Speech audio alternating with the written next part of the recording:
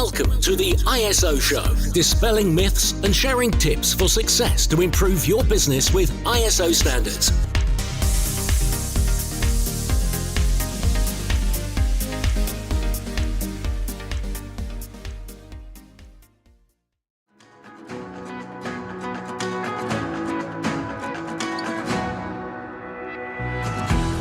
If you're listening to this podcast, then you're in great company. We've got thousands of listeners who have a thirst for continual improvement and raising standards in business. Whether your interest is in quality, sustainability, or risk standards, I'd love to welcome you as a member to our online platform for all things ISO, the ISology Hub. The ISology Hub is the leading place to get access to all of your online resources, from in-depth training courses through to our very popular coffee break training, to templates and action plans and many other resources to help raise standards. As a member, you get access to over 100 courses, taking you from learner to practitioner to leader. The ISology Hub has all the resources that you need, which will really help to make your life easier and to help improve compliance in those business critical areas. So if you'd like access to learning and compliance resources ranging from data privacy to environmental management, anti-bribery, business continuity, quality, health and safety, to name just but a few, the list is endless actually, then we'd love for you to come and join us. Just head over to the isologyhub.com.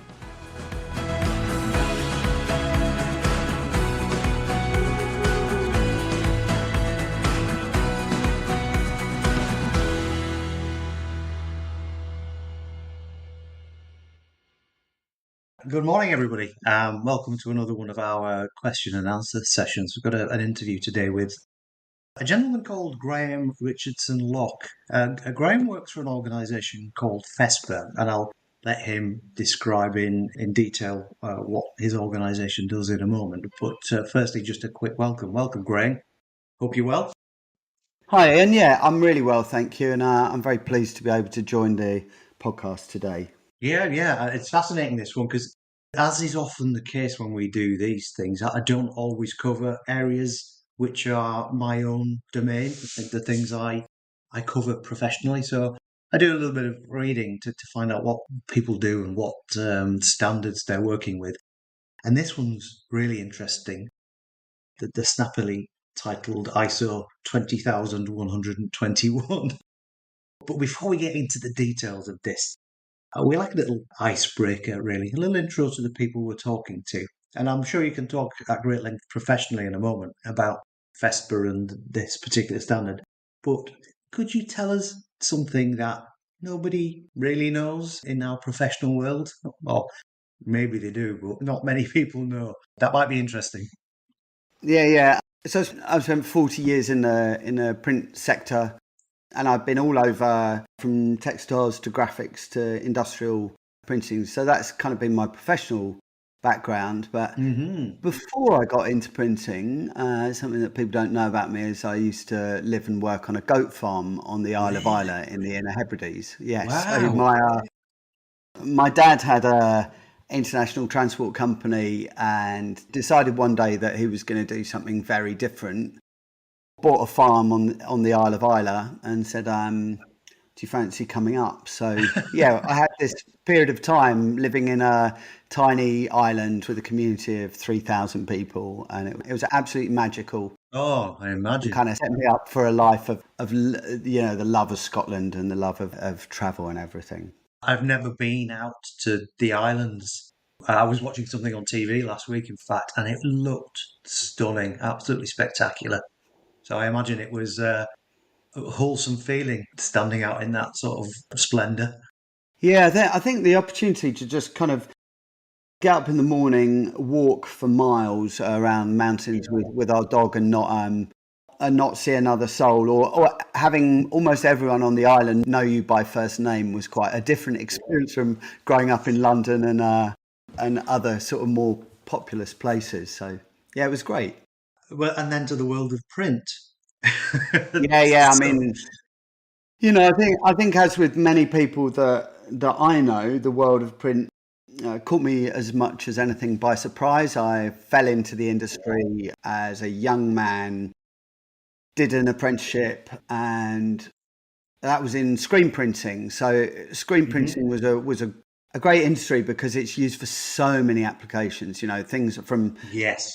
T-shirts to in-store retail display to billboard posters to the dashboard in your car. I mean, it is very, very diverse. And I kind of got involved in the industry when that was a successful industrial print process. And then, of course, I've seen the transition to digital print world where inkjet printing has, in some cases, replaced screen, but in many places has complemented it and led to new opportunities. So that's kind of my long background in print, is within screen and inkjet. Right. And then FESPA, you joined FESPA. Tell us more about FESPA, what FESPA does. Sure. So I joined FESPA nearly 7 years ago now, and I joined being a technical specialist, and at the time I was working on colour management processes. But FESPA's a global federation of national specialty print trade associations. So we kind of work supporting visual communications businesses in wide format and production of wide format products, point of purchase, out of home, garment decoration, interior decor, signage, and industrial products. So it's a very wide, diverse. Yeah, and seen by everybody all the time. Yeah. And people naturally are drawn to, they think of print and they think of publications. But of course, print is used for road signs, for car dashboards, for the capacitive touch screen on our iPhones, so many uses. We would really be worse off without it. So we are very fortunate as a federation of trade associations to have members across 37 countries. We have a community size of around 14,000 businesses within their membership. Right. And it gives us a lot of reach and understanding in what's taking place. And we look to connect globally, to lead in terms of being a globally connected imaging community, and we look to reinvest our profits for the purpose of inspiring, educating, and growing the industry. That's our aim and our reason for getting up in the morning. And I joined FESPA, an organisation that was founded in 1962 and has been through many years of technology change, of market maturation, and as I said about inkjet printing, the kind of new developments of technology. And I think sometimes people have the perception that print is a kind of dirty industrial engineering type industry, and honestly nothing could be further from the truth. It's a dynamic technology based business that we see very high levels of automation, robotics. Wow, yeah, I would imagine. AI, and effectively we're as kind of technologically advanced as most other industries. But there's the artistic element as well, isn't there? I mean, I was reading about the history of FESPA just as a bit of background, and it seems like the people who were there at the inception had involvement with the likes of Andy Warhol and Dali and the like. Yes. So our founder, Michel Carza, he's the last surviving founder. Him and Lascelles Barrow from Augustus Martin, who was also there from the very early days, have both come from screen printing, was their fundamental background.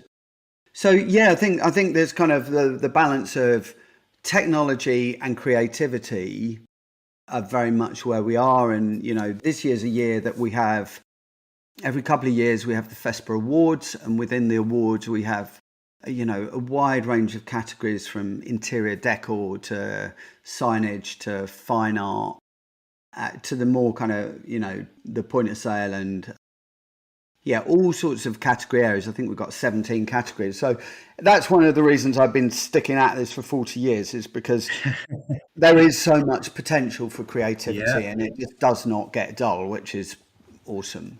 And then as an organisation, you have all these things happening, which drives your events side, no doubt, which is where this standard comes in. The standard is about event sustainability management systems, isn't it? So What's the scale of events that you run? So currently, our certification to ISO 20121 extends to our major European-based exhibition, which is FESPA Global Print Expo. It also involves our European Sign Expo, our personalisation experience and sportswear products. So essentially, we thought we'd start the work on our biggest event. Mm-hmm. But of course, beyond that, FESPA also organises either on its own or with partners, FESPA Mexico, FESPA Africa, FESPA Middle East, FESPA Brazil, and our Rap Fest event. So there's a lot of events going on, but you would honestly have to be a madman to do all of them at once. So best to do the biggest one in Europe and do all the learning from that Yeah. to then be able to build out from there. Right.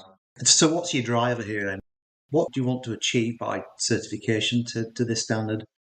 So I think with our kind of why, I suppose, is that we were already starting to do work around sustainability. Our member associations meet with us twice a year, and when we sit in a room together, we talk about what their members need, and there's clear recognition that members need help with sustainability related materials. So we started developing guides. So we introduced a sustainability certification scheme guide, a glossary of terms guide, and a calculating carbon guide. We also set up a feature in one of our shows called Sustainability Spotlight, where we showed new materials that were coming to market with more sustainable production values. And so this kind of work was going on, and it was very much part of the discussion that was taking place within our membership anyway. And then, of course, we recognise that, the need to continue increasing our sort of positive impact to our community and reaching our aspiration to be this leading globally connected imaging community meant that we needed to look at how we do that we can continue to grow our value, but also recognizing the fact that we have an impact, and that impact, whether it's the economics or the social or the environmental, we need to make sure that we're looking seriously at how we can, reduce our negative impacts, right, whilst maintaining and developing our value. Mm-hmm. Yeah, because there are the commercial considerations, but the ethical considerations are fairly huge now, aren't they? That's the thing. Yeah, and I think with, for me as an advocate internally, I wanted to put forward proposal for something that was really meaningful and defendable, didn't fall at risk of appearing as greenwashing. So that's Yes, importantly so, yeah. Mm-hmm. So it can be a challenging exercise achieving certification. How long did it take you from beginning to end to achieve it? I think I'm just chuckling to myself here because I'm thinking that's such a true statement. I think for us, we began looking at this in the summer of 22. Right. We as an organisation, like so many others, went through a turbulent period during COVID, and yeah, indeed. Following on from COVID, the war in Ukraine, the supply chain disruption, inflation, all the kind of pressures that were coming to bear on the business required significant focus. So I think whilst we started in the summer of 22, I think at that point, that's when I met Blackmores, and I had the first, started working with Andrew as our consultant, and really starting to get a better understanding of the work involved in achieving the standard and starting the process. But honestly, it was that work amongst the work of building ourselves up post-COVID, getting ourselves kind of going again, that led to it being a fairly slow burn at the beginning. And then in the sort of second half, I suppose, of 23, we were looking towards certification by BSI in the new year in the spring of 24. So, we really needed to then make everything happen and build on the system and making sure it was fit for purpose and in use. So Yeah. So we actually reached certification in May 24. So it was probably slightly longer than some of the clients might take, but in the end, Understandably, yeah. So at the beginning, we do the gap analysis at the beginning. We see where we are at the start of the journey. What was your biggest gap when you started out? So I think if I can speak boldly for my colleagues, Absolutely. there's a lot of talent within our organisation and some really great people. And I think there's lots of competence. But I suppose what we learned from the gap analysis was that formalising the policies and processes that we were required to do to have a management system that would meet the requirements of the standard was a big learning process for us. Right. Mm-hmm. But actually, we're all recognising the value that brings. But yeah, it was difficult because we didn't have 9001. We didn't have any other audited standards in place. So that was management systems were new in that sense. Yeah. What difference did having to adopt this different mentality have on the organisation then? I think the kind of greatest impact is the way we see things and our developing awareness of sustainable development opportunities. And actually, since we've sort of started this work, within our trade fairs, so we have our own feature builds, that sort of editorial content within the expos. Right. And they have an impact. We use stand build materials like any other. We have catering and all sorts of costs and organisational requirements necessary. But we started looking at those and thinking, right, what can we do to reduce the carbon emissions of our builds? Yep. And if you like, it's about not just talking the talk, but walking the walk. So we managed to implement a change from traditional stand build materials to fiberboard materials, and we reduced our carbon footprint by 90%. Wow. Okay. Just by thinking more carefully about what we were doing. And interestingly, now we have the standard in place and we're looking for future opportunities for sustainable development. We're now looking at how we can reduce that further, but that's a massive reduction. It is, isn't it? Yeah. So we worked with a company called Carbon Quota who helped us with the calculations on those builds because we didn't have that expertise in-house. But I've got to say, it was really encouraging. And then what we did is this year, we're now looking again at what we can do. And we're looking more at reuse for structural elements. And we're looking then at recycled materials that have a clear end of life reprocessing capability. And yeah, I think we will achieve further reduction in emissions, but I think we're now getting into the more limited change year on year. But there's always opportunity. Yeah. So are you using the standard then, the way it's intended? Are you looking at risk and opportunity and then driving objectives to meet these benefits that you're talking about? Yeah, I mean the initially doing the SWOT PESTLE analysis and then the rolling risk register that we review on a quarterly basis gives us the chance to keep an eye on things that are changing, things that pressures that are existing externally and the opportunities that arise from it. So yeah, they feed into our objective setting, and each year, so this is our second cycle, we now have that bit more experience in looking at what objectives we're setting ourselves and how we can drive that further. So the system's fantastic in that regard, that it gives you the structural framework within which to ask yourself the questions of how can we do better. Yeah, that sounds like a good example. We do see examples of people setting objectives and assessing risk and opportunity, and leaving it to a management review a year later to see what's happened. But you're describing a real world scenario where things change quite constantly, don't they? You need to keep an eye on these things, don't you?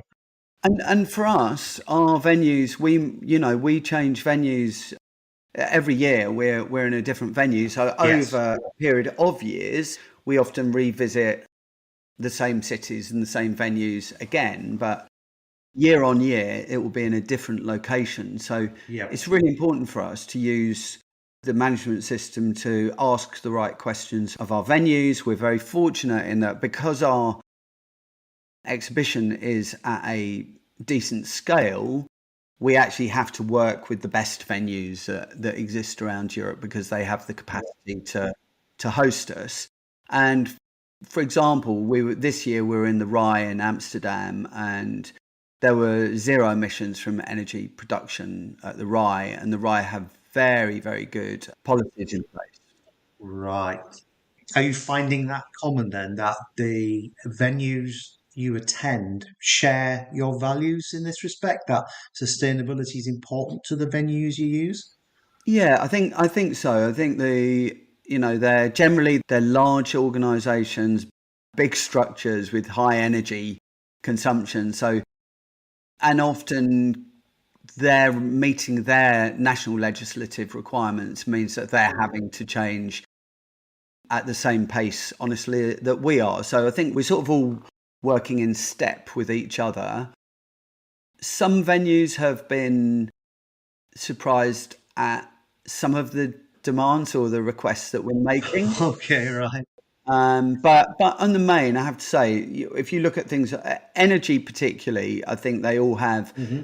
very mature renewable systems in place, and it is a blessing to us that we're working with professional organisers rather than having to go and build something in a field somewhere and have the considerations that you'd have if you were doing festivals or something. Yeah, yeah.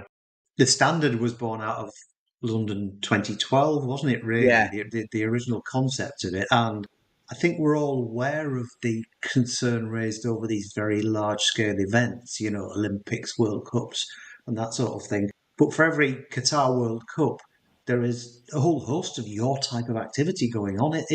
It will be happening in cities across the world and in fields across the world, yeah. endlessly, won't it? And you're the real impact on the world, aren't you? And the industry, the members of our associations, many of them are supplying, the event graphics, the means of marketing to audiences. Like lots of our members are involved in very large festival type activity. But what we are seeing is we're seeing a trend to more recycled fabrics being used in the production of these builds because they have less weight, they have less cost of transportation, they have more Yeah, opportunity for reprocessing. But as for all of us, it's a work in progress, and we know that we have to aspire to do better constantly, but sometimes we have to accept that, particularly around things like materials recycling, that there is to achieve circularity is a far more challenging task. yeah. What you've touched on there is that all of the management system standards, their essence is in that continual improvement. You can't stand still. No, You have to continue to set objectives which will improve you, whether that's in quality, whether that's in an environment, whether that's in the health and safety of your workforce. The aim is to keep improving, isn't it? absolutely, absolutely. You talked about your journey and the benefits you're seeing being realised in that journey. What would you say to people that you've learned? What would be your top tip to somebody who wants to implement this? I think the value of being able to provide auditable evidence Mm. is harder than I thought it would be. I think we had a case where we had a minor non-conformance in our audit because it was actually around F-gas leakage from our air conditioning Oh, right, yeah. system at our head office. And we had a certificate from the provider to show that that they were F-gas certified. Yes. But what we didn't pick up on immediately, and it was naive of us, was that we needed to make sure that we got their certification number and that we ensured that it was in date. Yes. So I think the legal register and other requirements process has been very, very, very thorough. And I have to say our BSI auditor is a super sharp man. So he picks up on all of, that kind of level of detail, which has been quite interesting to make sure that we can reach that. I think the power of sort of systematic thinking and planning and improving our work, is an immensely beneficial culture shift. Yeah. I think you've hit the nail on the head there. The power of systematic thinking, planning through change, all those things are very, very important to success here, aren't they? Yeah, absolutely. So that's the standard. That's you as an organisation. That's how your journey's gone. Yeah. It sounds like a success story from what you're saying. Yeah, I think it's been a really interesting process of getting to where we are. I think it was an absolute delight for me to, most of my time is spent looking at document control registers, risk registers, and the kind of the granular work of the standard. But a couple of months ago, I was able to go to BSI in Milton Keynes and receive our certification. All right. At a presentation there, and it was so nice to have a day when I could just relax and celebrate and actually meet lots of other people who had been engaged in different standards, but in the same level of work and effort requirement to reach their goals. So that was brilliant. That sounds like a great acknowledgement of people's effort, though, doesn't it? We've only got a moment left, Graeme, and so we're going to have to wrap up shortly. Yeah, no problem. But moving on from standards and from FESPA, got one last question for you then. Yeah. Before we leave, it's about you personally. Okay. If you could gift a book to somebody, anybody, what would it be and why? Okay. So the title of this book might be might put some people off, but all right. John Elkington wrote a book called Green Swans: The Future of Regenerative Capitalism. Oh. It's an absolutely brilliant book. It provides thought-provoking review of where we are systemically across, all industries, economies, and governance. And it gives really useful kind of indications as to the things that we can do to progress beyond the current model where we're seeing, emissions continue to rise, and just looking at what it means for business in taking responsibility for not only making a profit, but also for being accountable for its broader impacts. Yeah. And it's a super, super positive read. I've kind of read it, I think, 2-3 times now. It's a book that you'll go back to. So that gets a big gold star from me. I may pick it up. It sounds fascinating. It's a really good book. Sounds fascinating. Well, Graeme, thank you for your time and your insight into this. It sounds like your journey to this certification has been a great success, but also something which will have an impact on your organisation and on the environment in which you work. So well done on that. And thank you very much for your time. Thank you. I do have a closing quote that I love, which I think one of the things when I was prepping for, and I don't know how trite this is and how many people know it, but I just love it. So I wanted to mention it. And that was from Robert Swan, the explorer. And he's saying that, the greatest threat to our planet is the belief that someone else will save it. Oh. I think it's down to all of us in our own ways to try and do better and do more. And I'd also like, in closing, just say, a massive thank you to Blackmores for the support that we've had through this process. I'm not being paid to say that. Thank you. I had great support from Andrew, our consultant, and I think it's been really massively helpful. Couldn't have done it without you, honestly. Well, that's great. Well, I can't really add much more to that. That closing quote's really quite profound. So I'll leave it there. Thanks again, Graeme. Thank you to everybody for listening. Please join us again on our next show.